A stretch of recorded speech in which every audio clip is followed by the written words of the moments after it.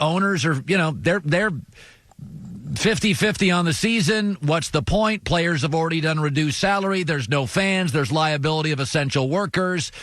Teams that are bad have already lost their gate and revenue and TV money for the year.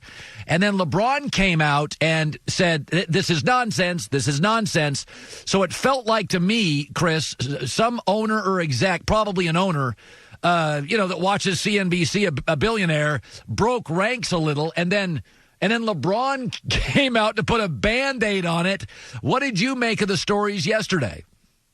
Well, first of all, remember that LeBron is very much in touch with Adam Silver, and so is his agent, Rich Paul. Like, they know what is going on at the highest levels of the league, and they're being kept abreast on that.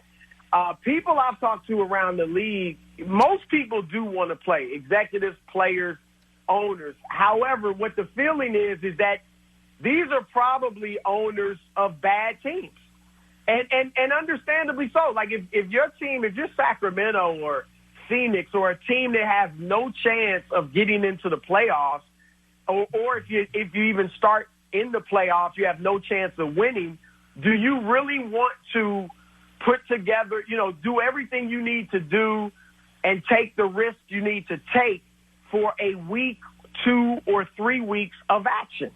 And so that's where a lot of this is coming from. And remember, the owner's also looking at there won't be any fans there, so there won't be any revenue from the gate. So those are some of the things that kind of play into this story.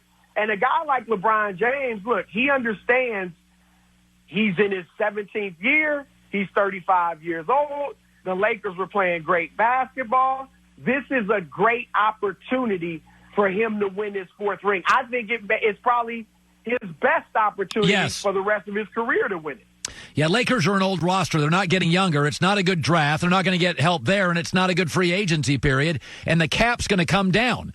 So the Lakers have not – they don't want to burst through the cap and pay that penalty. So I do think it's LeBron's best year. So if I said, Chris, when you take a poll of execs, players, coaches, everybody – how many want a season and how many are ambiguous, don't really care? The overwhelming majority want a season. Okay. From people I've talked to and texted with and all of that. The ones that they don't really care are the teams that are out of it. Yeah. The teams that would have to regather to play 5 games in the regular season. Or the teams that, like a lot of those teams, and we heard, Steve Kerr came out and said it, they're looking at it like the season's over. Yeah. And it is for Golden State, for Phoenix, for some of these other bottom-rung teams. So those are the guys that really don't want to do it. But the contenders, and what LeBron said is not only true of him, I'm sure Kawhi Leonard, a Paul George, a Giannis, all these teams that felt they had a chance to win a championship, they want to finish the season. There's money and there's closure, Colin. I mean, if they don't finish this season, it'll be like it never happened. It'll be like I don't know if they'll do regular season awards, MVP, Rookie of the Year, and all that. I would hope they would. I think they should. But if they don't do something like that, it'll be like the past 5 months or however long they played just never happened. That's so strange. So the G League, with a roundhouse right to college basketball this week, it was obviously growing and building over the last several years where young players want to get paid something. Your take on the NBA's aggressive move now, it looks like from today on, this week on, if you're a top 10, 12 player, maybe a top 20 player, you're going to the G League to play against other pros. Your thoughts on it? I love it. I think it's a great move. And the NBA was sparked to do this because they saw the big money that players could go make in Australia or other places overseas, and players were beginning to do it. And they felt like, wait, we're losing our own kids to these other nations for a year or so, and we have to send our scouts out there to look at them. So they figured, let's keep them in the States for this year, and that's why they raised the money. And I think it's great. I love the fact that they're not playing a full G League schedule. Like these won't be teams in the G League that just play the schedule like everyone else. They won't have to get in the bus and drive to Sioux Falls and all these little, out of the way places to play games. They'll play some G League games, but they won't play a full season, which will keep them from risking going out there and getting embarrassed by G League players, because some of these high school kids will be outplayed by G Leaguers. Oh, because yeah. the G League, they're grown men, they're hungry, they're smarter players at this point, and so you don't run that risk. And, Colin, people talk about they need college for the exposure. Not anymore, because social media, some of these kids have 1 million followers on Instagram in high school. LaMelo Ball could very well be the top pick. He'll be a top 5 pick for sure, and he didn't play a minute of college basketball. He was in Australia. So these kids don't need the exposure that college gives them anymore. Sure, it could enhance it, if you're in March Madness or you're playing every Saturday on CBS, but you don't need it. And furthermore, these G League select teams, they will play some foreign teams made up of international players. And I wouldn't be surprised. I think they'd be smart to put those games on television.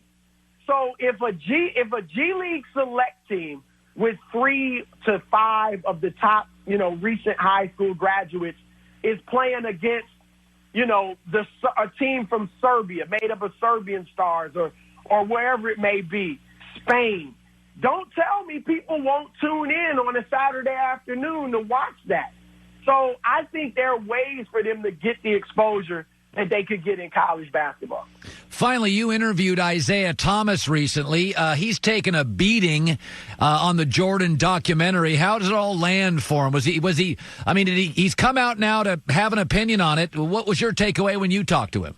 I think Isiah was stunned by what the name that Michael Jordan called him on the documentary, the expletive, and that Jordan was still this upset, because I talked to Isiah like a few days before the documentary parts 3 and 4 came out.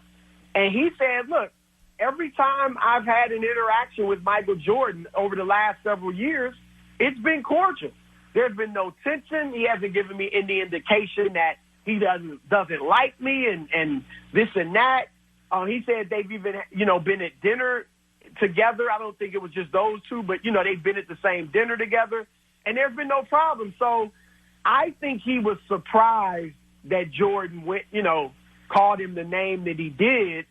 Isiah even told me, now, again, I don't know if this is, this is just him telling me, but he says he doesn't know why he wasn't on the Dream Team. He doesn't know if it was Jordan that kept him off, if it was Magic. He doesn't know.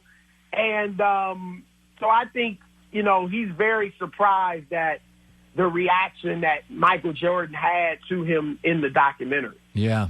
Documentary's been fun, though, right?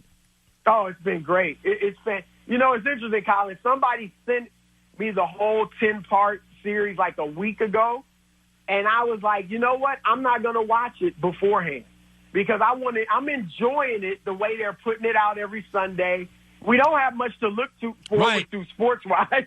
So I'm like, I don't want to ruin my Sunday night. Yeah. I'm looking forward to it, so I'm just watching it like everybody else. No, it's been really, really fun. Chris Broussard, Fox Sports NBA analyst. He's part of The Odd Couple with Rob Parker. Weekdays 7 to 10 Eastern on Fox Sports Radio and iHeartRadio. Good talking to you, bud. All right, Colin. See you.